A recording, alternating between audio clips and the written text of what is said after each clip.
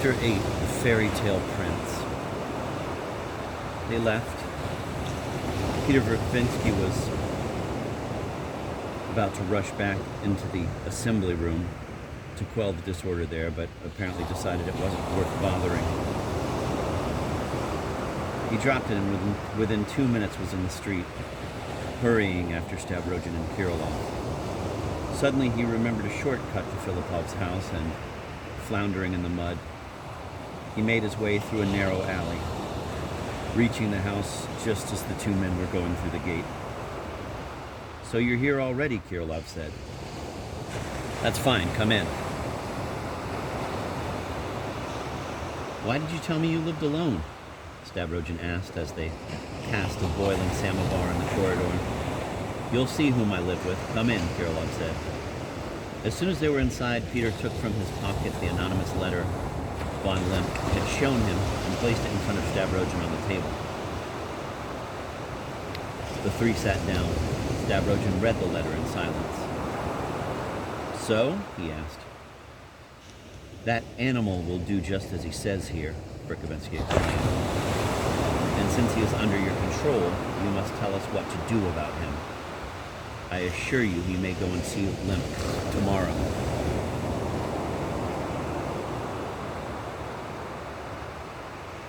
"Let him go." "Why? Especially since we have ways of stopping him." "You're mistaken. He's not under my control. Anyway, I'm in no danger. You're the only one that's threatened." "No, you too." "I don't think so. But others may not spare you. Don't you understand that?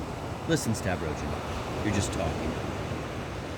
Are you really so reluctant to part with your money? So you need money?" "Yes. We absolutely have to have 2,000 rubles. 1,500 at the very least."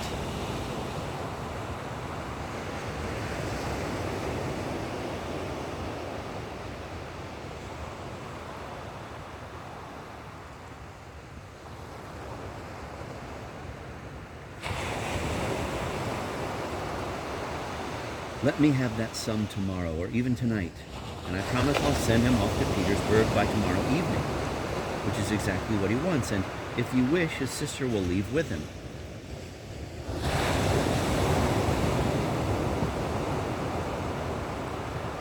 He sounded completely at a loss somehow, and spoke recklessly without weighing his words.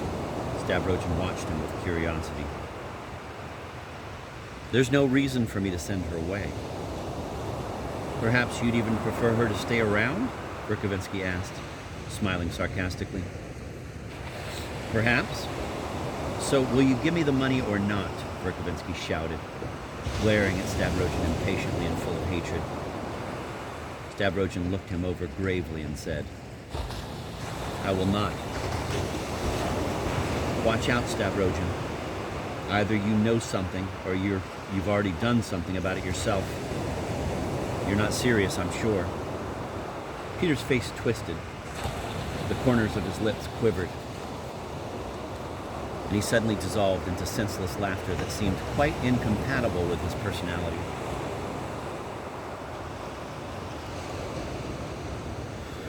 "Why, I know you received some money from your father," Stavrogin said calmly. "My mother paid you 8,000 rubles for your father. So you can pay the 1,500 out of your own money. I'm tired of footing bills for others. I've given out so much money, it's beginning to annoy me." He laughed himself at his own words.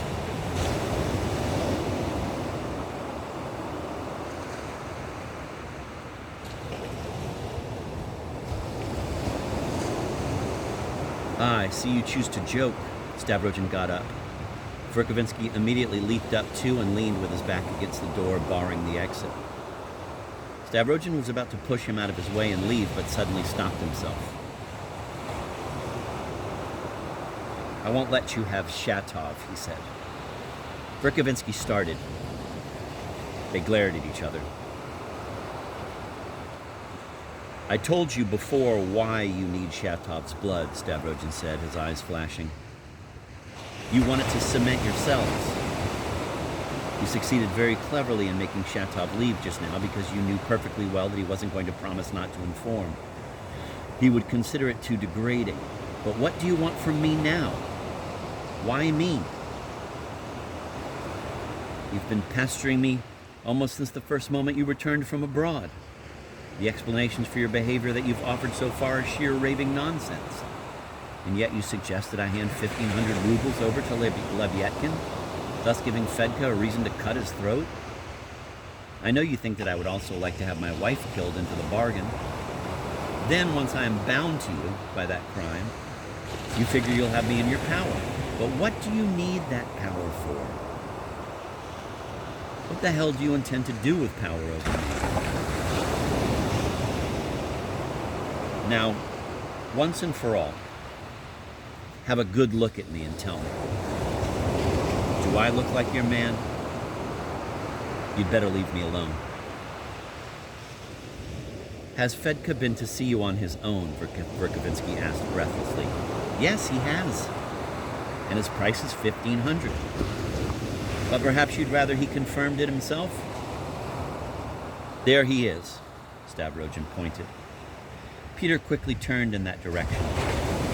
In the doorway, a new figure emerged from the darkness. Fedka still wore his sheepskin coat, but he no longer had his cap on. He was at home. He stood there, a grin uncovering his even white teeth. His black eyes with their yellowish glint darted cautiously around the room, observing the three gentlemen. There was something he couldn't figure out, and since it was Kirilov who had brought him there, Fedka kept turning to him questioningly.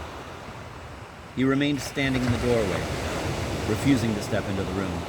You probably arranged to have him here to listen to our bargain and even to see the money. Isn't that right? Stavrogin said. And without waiting for an answer, he walked out of the house.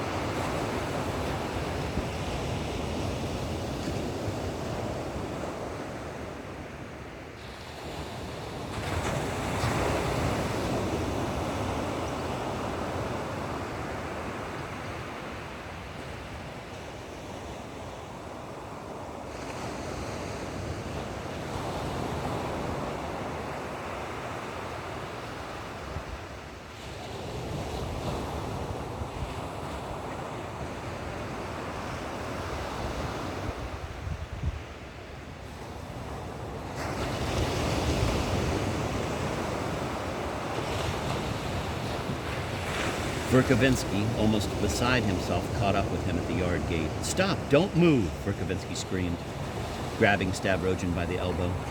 Stavrogin tried to brush him off, but Peter held on tightly.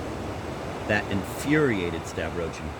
He seized Verkovensky by the hair with his left hand, picked him up off his feet, hurled him to the ground, and walked on.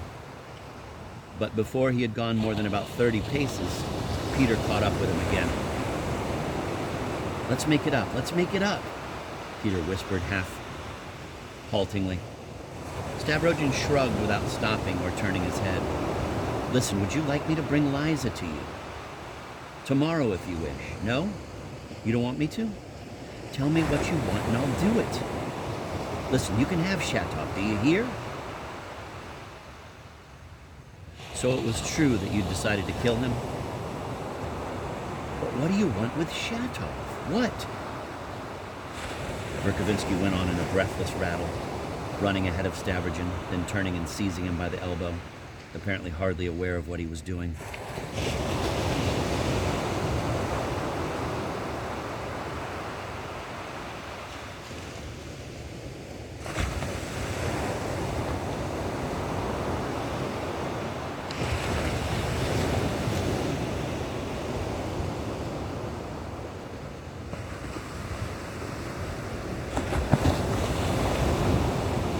Listen.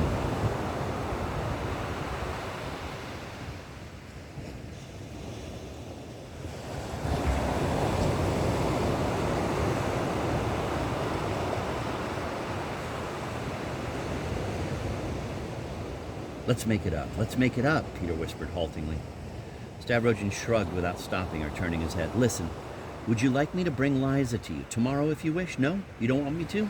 Tell me what you want and I'll do it. Listen, you can have Shatov, do you hear? So it was true that you decided to kill him? But what do you want with Shatov? What?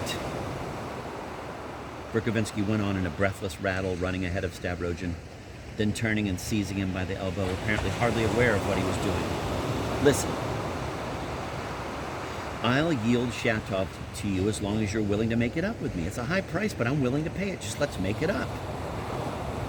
At last, Stavrogin looked at him. He was dumbfounded. This was not the man he knew. His look was different. His voice was not the same as usual. Not what it had been in Kirilov's house just a few minutes before. He had the impression he was dealing with someone else. The tone was different, too. Peter Verkovensky was begging. Here was a man who had lost all control of himself. A man from whom his most treasured possession had been taken away.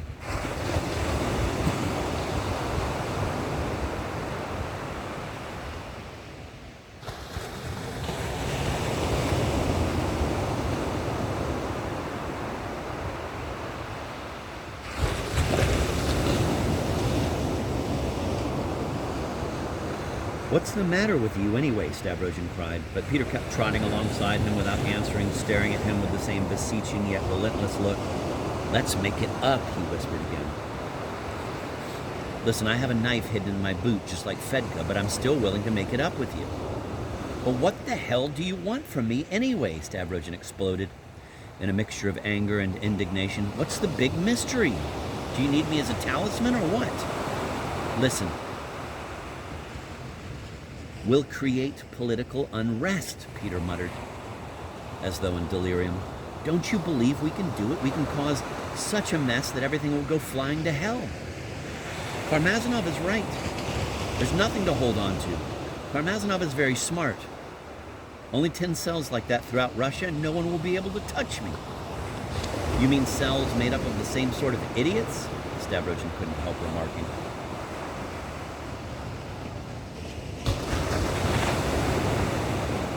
I wish you were a little less clever yourself, Stavrogin. You'd be much better off if you were more stupid. Although, you know, you're not really so intelligent that I should wish that on you. You're scared. You don't believe. You're staggered by the great scope of it all. And why are they idiots? They're not really that idiotic. Nowadays, you know, no one thinks things out for himself, and there's a terrible dearth of originality. Brzezinski is a man of tremendous integrity. He has 10 times as much of it as the likes of you and me. But then it's true, who cares? Laputin is a crook, but he has his good points. Every crook has his good points. Lyamshin now has no good points at all, but to make up for it, I have him completely under my control.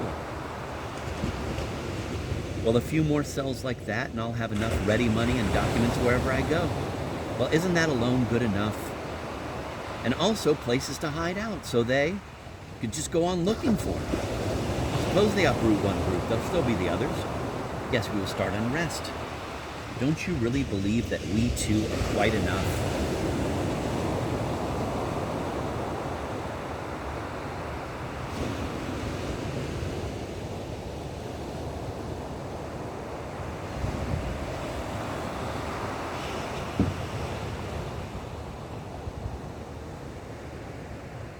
Take Shigalov as your partner and leave me in peace. Shigalov is a genius, do you know? He's a genius in the same sense that Fourier is.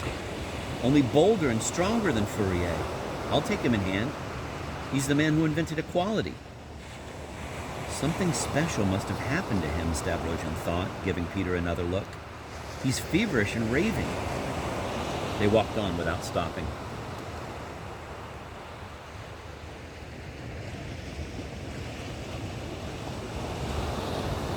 He's got everything so well arranged in his notebook, Verkovensky went on. He has a great spy system. In his system, each member of the movement watches all the others and has to report to them. Each belongs to all and all belong to each. All are slaves and equal in their slavery. In the first place, there is a lowering of the level of education, science, and arts. The highest level of science and art is accessible only to those with the greatest abilities. Those with the greatest ability have always taken over power and become tyrants. The most gifted men cannot help being tyrants, and they have always perverted others more than they have been useful to them. So they are ostracized or put to death. They cut out Cicero's tongue, gouge out Copernicus' eyes. They throw stones at Shakespeare. That's Shigalov system for you. The slaves must be equal. Without tyranny, there has never yet been freedom or equality. But in the herd, there is equality. And that's what Shigalov teaches. You look surprised. Well, I'm all for Shigalov. Stavrogin quickened his pace, wanting to get home as fast as possible. If he's drunk, where could he have got drunk? Flashed in his mind. Could it possibly be that brandy?